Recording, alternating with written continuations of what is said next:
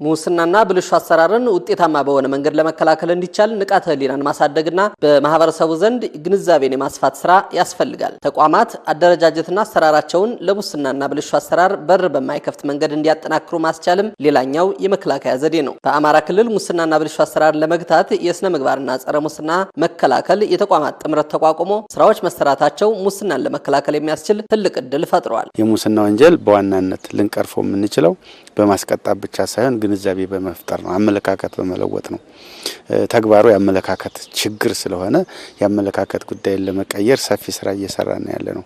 በሁለተኛ ደረጃ ደግሞ ሙስናን በጣም የሚያበረታታው አሰራር ነው፣ የህግ ስርዓት ነው፣ አደረጃጀት ነው። ተቋማት ይህንን ብልሹ አሰራርና ሙስናን ለመከላከል አደረጃጀታቸውና አሰራራታቸው ምንድነው የሚመስለው፣ ለዚህ በር የሚከፍቱ አሰራሮች ምንድናቸው፣ ህጎቹ ምንድናቸው የሚለውን እየፈተሹ በተለይ ደግሞ አገልግሎት አሰጣጡ በቴክኖሎጂ እንዲሆን አሁን ሞሰብ አንድ ማዕከል የምንለው አንዱ የዚህ መከላከያ ዘዴ ነው። ሙስናና ብልሹ አሰራርን መከላከል በአንድ ተቋም ብቻ የሚከናወን ሳይሆን የሁሉን ተቋማትና ማህበረሰብ አቀፍ ንቃት የሚሻ መሆኑ የተቋማቱን ጥምረት አስፈላጊ ያደርገዋል። የተቋማቱን ጥምረት በዋናነት ብልሹ አሰራርና ሙስና መከላከል በስነ ምግባርና ጸረ ሙስና ብቻ የሚሰራ አይደለም። ይህም በመሆኑ ሁሉም ተቋም የሚመለከታቸው ቢሆንም በልዩ ሁኔታ ደግሞ ሊተሳሰሩና ተቀናጅተው ሊሰሩ ይገባሉ የሚባሉ ተቋማትን በመለየት ጥምረቱን የመመስረት ስራ ተሰርቷልኝ።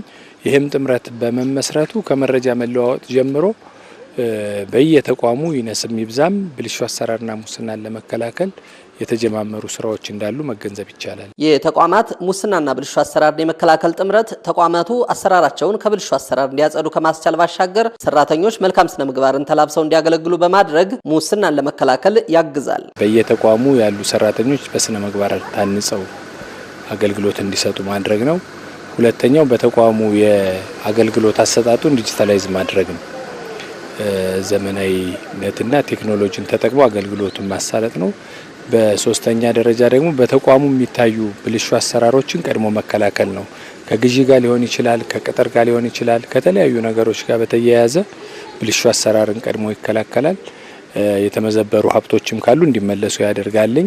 በመጨረሻ በአራተኛ ደረጃ በየተቋሙ ተጠያቂነትን ማረጋገጥ ነው። ብልሹ አሰራርና ሙስና የፈጸሙ ካሉ ለህግ አሳልፎ በመስጠት መረጃ በመለዋወጥ ሊሆን ይችላል ተጠያቂነትን የማስፈን ስራ ለመስራት ነው የተቋቋመው። የተቋማት ጥምረት በመፈጠሩ ምክንያት በሙስና ወንጀል የተሳተፉ አካላት በወንጀል ያፈሩት ሀብት እንዲመለስና አስተማሪ የሆነ ተጠያቂነት እንዲፈጠር በማስቻል ረገድም ውጤታማ አፈጻጸም እንዲገኝ ያስችሏል። ማንም ሰው ከወንጀል ተጠቃሚ መሆን የለበትም። ማንም ሰው ከህገ ወጥ አሰራር ተጠቃሚ መሆን የለበትም። እያንዳንዱ ሰው በሰራው ወንጀል ሀብት ሊያፈራ አይችልም።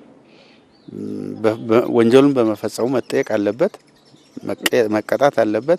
የወሰደውን ሀብት ደግሞ መመለስ አለበት። እውነት ለመናገር ቅድም ሪፖርቱ ሲቀር በርካታ ተቋማት በዚህ ደረጃ ሀብት አስመልሰዋል።